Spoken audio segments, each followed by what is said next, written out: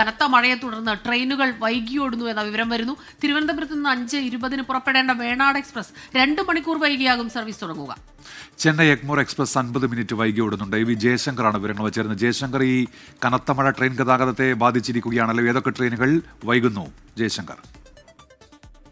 തിരുവനന്തപുരത്ത് നിന്ന് 5:20 പുറപ്പെടേണ്ട Venad express 7:30 service ആരംഭിക്കുമെന്നാണ് railway അറിയിച്ചിരിക്കുന്നത്. 2 മണിക്കൂർ വൈകിയാണ് ട്രെയിൻ സർവീസ് ആരംഭിക്കുന്നത്. ചെന്നൈ എഗ്മോർ എക്സ്പ്രസ് 1 മണിക്കൂറിലധികം വൈകിയാണ് സർവീസ് നടത്തുന്നത്. തിരുവനന്തപുരം അമൃത എക്സ്പ്രസ് 50 മിനിറ്റോളം വൈകി ഓടുന്നുണ്ട്. Thiruvananthapuram Lokmanya Tilak superfast express service ആരംഭിച്ചത് 3 മണിക്കൂറോളം വൈകിയാണ്.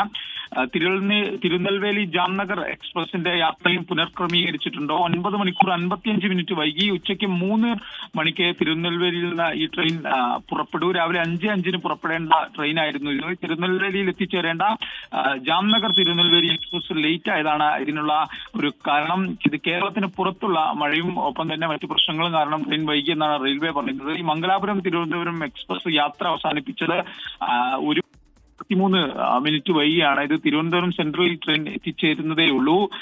അങ്ങനെ വിവിധ ട്രെയിനുകൾ ലേറ്റാണ്. MGR Chennai express, MGR Chennai Alappuzha express 21 minute വൈകി ഓടുന്നു.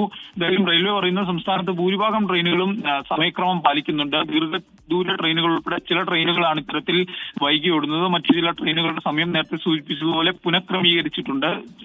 സംസ്ഥാനത്ത് ചിലയിടങ്ങളിൽ ട്രക്കുകളിൽ മരവും മറ്റും വീണിരുന്നു. ഇവ നിലവിൽ മാറ്റിയിട്ടുണ്ട്. അപകടകരമായ സാഹചര്യമില്ല. ഒപ്പം തന്നെ കേരളത്തിന് പുറത്തുള്ള മഴയും ദീർഘദൂര ട്രെയിനുകൾ എത്തിച്ചേരുന്നതിന് വൈകുന്നതിനുമൊക്കെ കാരണമായെന്ന് റെയിൽവേ പറയുന്നു. എന്തായാലും ഭൂരിഭാഗം ട്രെയിനുകളും സമയക്രമം പാലിക്കുന്നുണ്ട്.